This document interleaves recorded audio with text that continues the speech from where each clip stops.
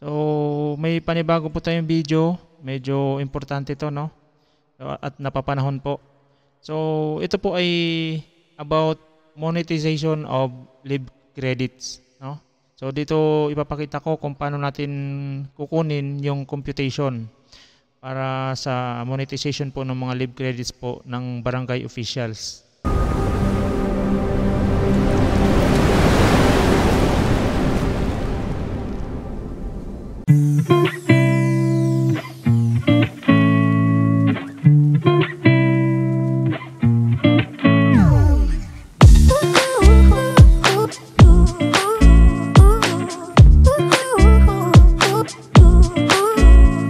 Hello partners, magandang araw ulit, no? Happy New Year po sa lahat. So, may panibago po tayong video. Medyo importante to, no? At napapanahon po. So, ito po ay about monetization of live credits, no?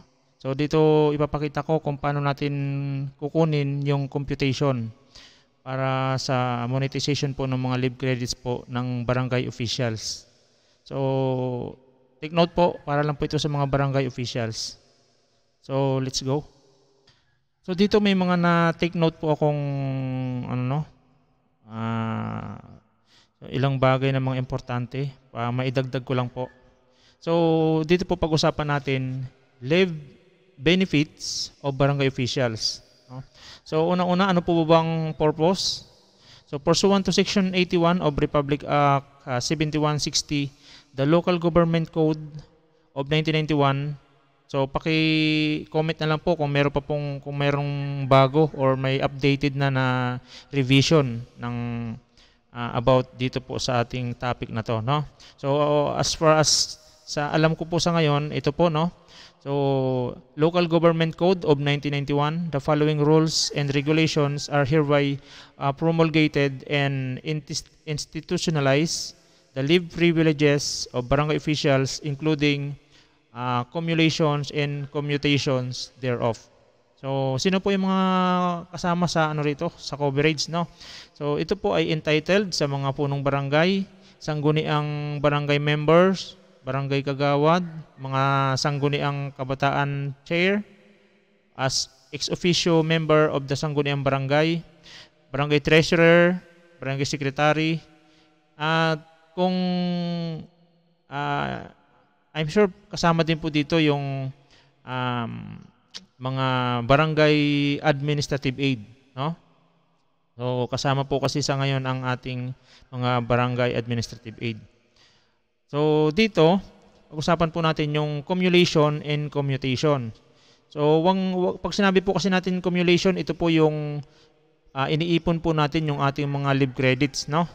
Then yung computation naman, ito po yung pagpapalit or siguro after a year, magpapalit na naman tayo ng another live credits, no, commutation. So barangay officials under section 2.1 and 2.2 of this circular shall be entitled to live credits or benefits equivalent to 30 days for every year. So, malinaw po yan. Lahat po ng barangay officials ay entitled para po sa 30 days na live credits, no? For every year, sa bawat taon. Provided under the Section 1 Rule number 16 of the Omnibus Rules Implementing Book 5 of Executive Order 292. Okay? So, live credits shall be cumulated up to 1 year only and shall be commuted yearly. So yun nga po sinabi ko, no? Pwede lang siyang maipon sa loob ng isang taon at papalitan din po taon-taon. Okay?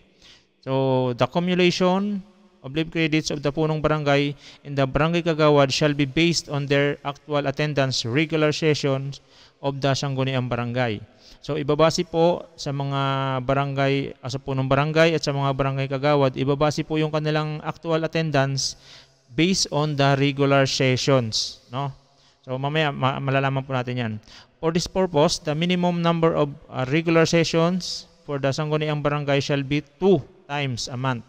as required under the Article 105 of the Rules and Regulations implementing the Local Government Code of 1991 and shall be equal to 24 sessions in a year. So, yon. Since ang pinagbabasihan po ng attendance ng ating punong barangay at ng mga barangay kagawad ay yung kanilang regular sessions, so in every month, meron silang 2 regular session na naka-schedule. So ibig sabihin, sa loob ng isang taon, times 2 times 12, dahil 12 months, so meron po silang 24 sessions dapat na a-attend.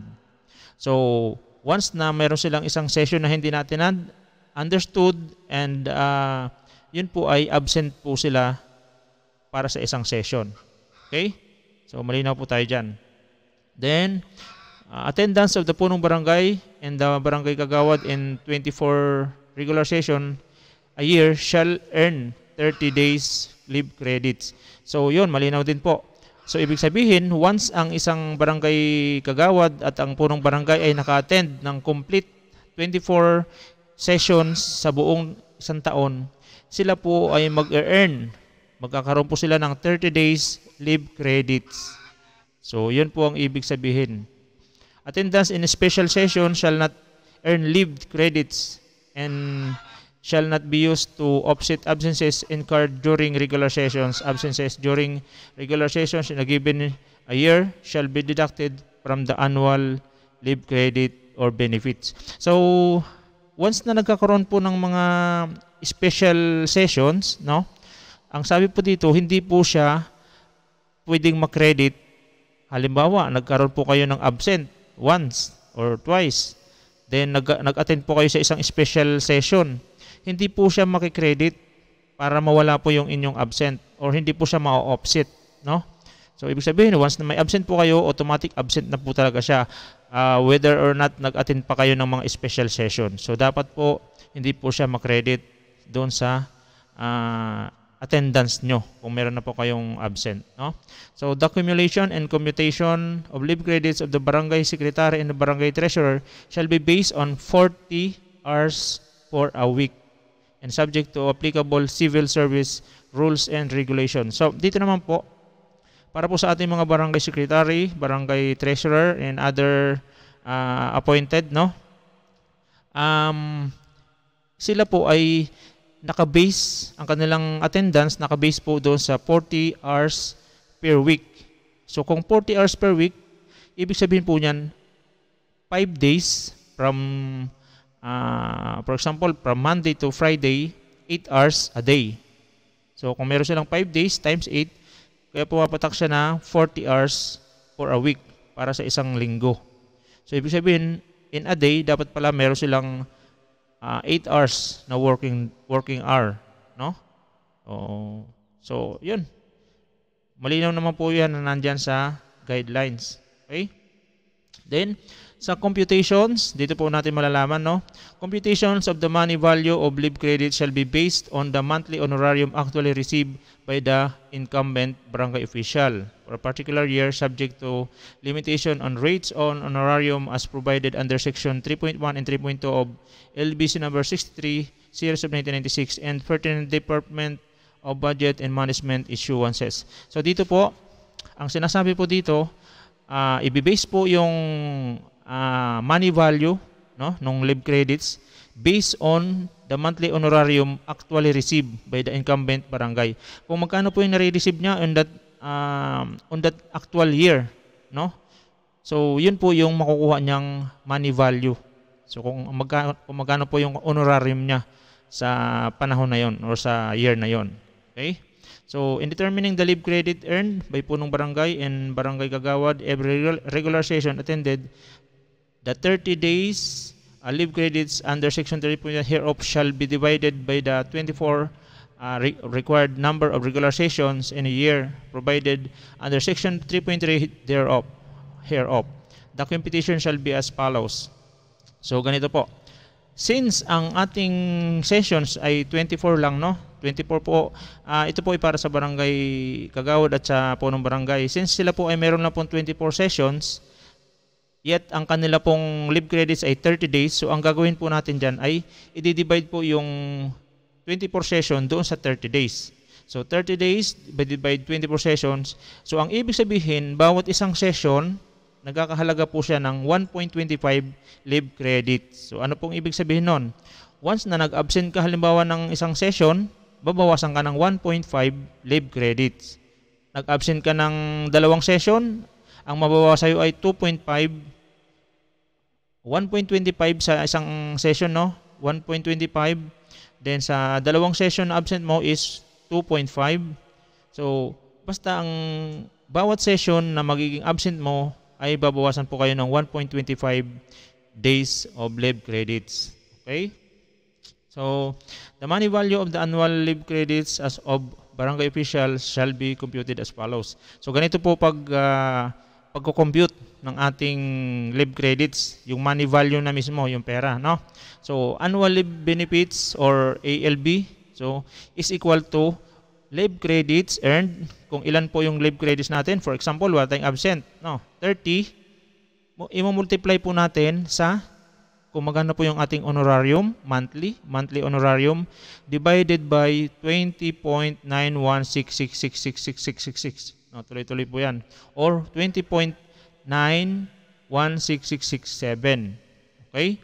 So, saan po nakuha itong 20.91666666? Mahabang 6 po yan eh. No, dito po yung nakuha. The equivalent number of days in a month for computation of the money value of leave benefits based on the total number of working days per year. So, isa-isang taon, meron po tayong 251 na working days. No? Ayon sa section 40 of CSC MC number 14 series of 1999, divided by the number of months in a year. So i-divide nyo po yung 251 divided by 12, ito po ang lalabas dyan. So naka-compute na po yan. Yun po yung i-divide natin sa ating monthly honorarium, multiplied po natin doon sa ating na-earn na leave credits. So again, para po makuha natin yung ating actual or money value ng ating leave credits, ito po ay equals to kung ilan po yung leave credit natin, kung kompleto po, kung perfect, 30 days, no? Times kung magkano po ang ating honorarium monthly, then divided by 20.916667. So meron po tayong illustrative examples po rito para mas maintindihan nyo, no? For barangay, o punong barangay, for example, ang monthly honorarium nyo ay 1,000. Then the regular sessions attended ay 24. So perfect po siya. Once na perfect siya, so ibig sabihin ang leave credits niya ay 30. Okay? So para po malaman yung actual leave, ang ating money value, no? Anong ALB? Annual leave benefit. No? Annual leave benefit is equal to leave credit earned, i-multiply sa monthly honorarium divided by 20.916667. So 30 times 1,000 divided by 2. So ang kalalabasan po, ang kanya pong makukuha sa monetization ng kanyang leave credits si punong barangay ay 1,434.26. Ito lang po ang sample, no? So compared mo doon sa iyong monthly honorarium 1,000, so ang iyong monetization once ikaw ay perfect, wala kang absent, ay aabot ng 1,434.26. Okay? Same as dito po sa barangay secretary, no? Monthly honorarium 600, kunwari, leave credits earned 30, perfect din. So ganoon lang din po, no? 30 leave credits i-multiply sa 600 na monthly honorarium, then divide 20.916667, 860.56. No? So siguro ang tanong nyo naman, paano naman natin makukompute kung ilan ang leave credits niya na makukuha, no? So yung kasi medyo mahirapan kayong mag-compute. So meron na po tayo rito yung naka-ready na table. Okay? So ito. Pakita ko po sa inyo. Ito leave credit schedule for the punong barangay and barangay kagawad, no? So sabi nga po natin, no, kung makita niyo po kanina, ang bawat isang session ay nagkakahalaga siya ng 1.25 na leave credits, no? So kung dalawa ang atinan mo, meron kang 2.5, kung tatlo, etc. hanggang sa makabuka ng 24 na regular session, kung nakompleto mo, meron kang 30 na leave credits. So baliktarin natin. nag-absent ka ng isa. So 23 regular session lang naatinan mo. 28.75 ang leave credits lang na makukuha mo. Nag-absent ka ng dalawa. So 22 lang yung regular sessions na atinad mo. Meron kang 27.5 na leave credits. So ganyan po ang pag-compute ng leave credits ng ating barangay official, barangay kagawad at ng punong barangay. No? Now, so siguro naman madali na, naintindihan nyo na yon. Dito tayo sa barangay secretary and barangay treasurer, no? Mayroon dalawang table dito. Dito yung para sa daily basis, no? Sa daily, mayroon tayong 30 days sa isang buwan, no? So nakalagay diyan 30 days. So ibig sabihin, sa isang buwan kung meron kang isang absent, 29 lang, bale sa isang buwan. So ang magiging leave credit mo ay 2.416 sa isang buwan. Kung ang pagbabasehan mo ay monthly, daily basis to. So for example, January, may absent kang isa, 2.416 lang ng January mo. February, nag-absent ka ulit ng isa, 2.416 ulit ang leave credit mo. So ito total mo lahat 'yan hanggang sa mabuo mo yung 1 year, no? So ganyan po pagko-compute kung daily basis po. So mas specific po ito, no? So kung gusto mo naman po monthly, so kung gusto mong dito po kasi makikita natin hanggang 12 months, di ba? So kung sa isang buwan ay meron kang bawas, no? So 11 months lang ang napasok mo. So meron ka lang 27.5 na leave credits. So sa monthly basis po 'yan. So depende po sa iyo kung saan po kayo ang inyong barangay ay saan po kayo nagbabase. Kung gusto niyo po monthly, so dito po kayo magbase. So dito po kasi sa monthly, medyo hindi siya specific, no? Kasi yung isang buwan, hindi mo masusure kung ilang araw ang may lalagay mong absent. So unlike dito sa daily, makikita mo talaga kung, kunyari, petsa 1, nag-absent ka, hindi ka pumasok talaga sa dito makukuha mo lahat talaga ng absent mo. So depende po 'yan sa computation ng ating barangay treasurer kung paano niya i-compute, at saka depende po sa ating record kung paano tayo gagawa ng recording ng ating attendance. So dapat po importante na meron tayong attendance para makuha natin yung eksaktong leave credits po natin. Pero kung ang ating barangay naman po ay considerable, no? So kung para makadagdag din tulong sa ating mga empleyado, so may mga pagkakataon kasi na kino-consider na nila kahit medyo may absent. So siguro sa ibang barangay, no? So depende po sa inyo. So yun po yung ating computation. Sana po naging malinaw po sa inyo, napapanahon po kasi para sa ating mga barangay, kailangan po natin ngayon ng ating monetization para sa ating mga leave credits. So iyan po yung ating paano mag-compute ng ating mga leave credits. So partners, sana po nakatulong sa inyo. Paki-like naman po o paki-share na lang po ng ating video para po mapanood din ng ating mga kasamahang barangay officials po, no? Maraming salamat po. Happy New Year and God bless po sa atin lahat.